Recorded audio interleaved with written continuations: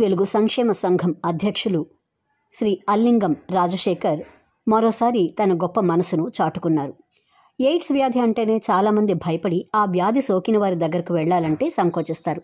అలాంటిది ఎయిడ్స్ వ్యాధితో బాధపడుతున్న చిన్నారులకు స్వయంగా తన చేతులతో ఆహారం తినిపించి తనలోని గొప్ప మనసును చాటుకున్నారు.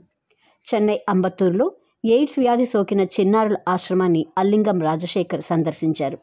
అక్కడ ఉంటున్న ఎయిడ్స్ సోకిన చిన్నారులను చూసి తన హృదయం చలించిపోయింది.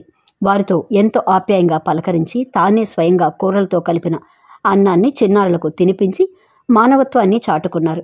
వారికి ధైర్యాన్ని చెబుతూ నేనున్నాను అన్న భరోసా ఇచ్చారు. ఈ సందర్భంగా అల్లింగం రాజశేఖర్ మాట్లాడుతూ ప్రతి ఒక్కరు సంతోషంగా ఉండాలంటే కావలసింది ఆస్తులు అంతస్తులు కాదన్నారు.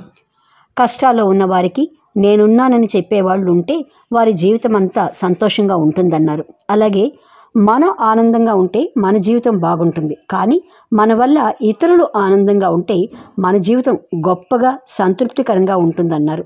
ఎయిడ్స్ వ్యాధి సోకిన వారితో మాట్లాడితే మనకు సోకుతుందన్న భయాన్ని వదలాలి అని ఆయన విజ్ఞప్తి చేశారు. ఎయిడ్స్ చిన్నారులకు మానవతా దృక్పథంతో ప్రతి ఒక్కరూ చేయూతనివ్వాలని కోరారు. ఈ సందర్భంగా చిన్నారులు గోడలకు వేసిన ఆర్ట్స్, మట్టితో చేసిన బొమ్మలు కొన్ని చూపించగా వారి ప్రతిభను కొనియాడుతూ అభినందించారు. ఒకరోజు వారికి స్పెషల్ విందు ఏర్పాటు చేయటం తనకు చాలా సంతోషంగా ఉందన్నారు. అడయార్ క్యాన్సర్ ఆసుపత్రిలోని క్యాన్సర్ చిన్నారులకు కూడా తన వంతు సాయం అందించినట్లు అల్లింగం రాజశేఖర్ తెలిపారు.